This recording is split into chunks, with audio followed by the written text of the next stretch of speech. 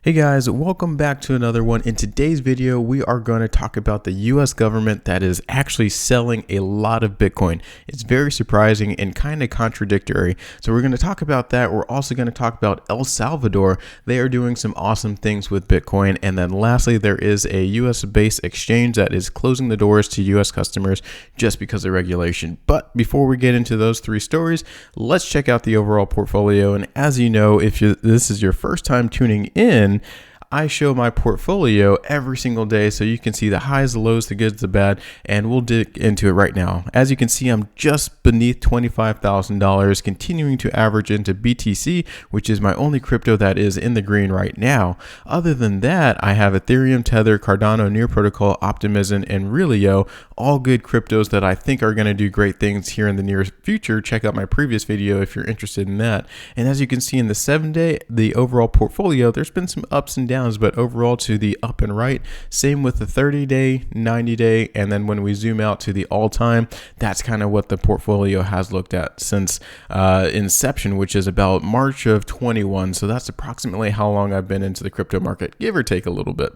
So that's the portfolio. Let's check out some of these articles. The first one I wanted to talk about has to do with the US government and actually Coinbase. And as you know, I made a video not too long ago that the SEC gave Coinbase a Wells notice, which means that they are going to take them to court over a couple different reasons. One of the main reasons is the staking services, but it's very interesting that the SEC on one hand is doing this, but on the other hand, the US government is also going to utilize Coinbase to sell a lot of the Bitcoin that they have. And if you're unfamiliar, a quick backstory behind it is the Silk Road, which is about a decade ago, the US government took down a website where people were using it to purchase illicit things. And because they took down the website, they also took down a lot of BTC. And back then, quote unquote, a lot of BTC didn't mean that much. But now, fast forward a decade later, they have billions of dollars of BTC that they have been holding, and they just now decided that in 4 batches over the course of this year, they are going to continue to sell Bitcoin, which is pretty interesting because it seems like they are starting to sell and it really has not affected the overall market at all. So that's the 3-month. So as long as this year has been going, if they've been selling, it really has not affected Bitcoin at all. And if you've been watching the channel, you know there's a lot of micro and macro factors going on behind the scenes that is kind of pushing the price of Bitcoin higher. So that's the first thing that I wanted to talk about. Oh, the last thing circling in with Bitcoin has to do with milestones. So Bitcoin is reaching a milestone that the number of addresses holding one full BTC is reaching 1 million users, which is pretty awesome. And of course, they're just going by wallet addresses, so people could have multiple wallets with multiple Bitcoin in it. But all things considered, the number of wallets with 1 BTC is right around 1 million, which is very, very exciting. And as you know, that is exactly what I'm trying to do with my portfolio, and I'm getting there. I think a couple more months, as long as the price of BTC does not skyrocket to the moon, I hopefully should be able to get there in a couple months. And that is my overall goal before I continue to average into more things. So that's the first thing I want to talk about. The next thing I want to talk about has to do with Bittrex.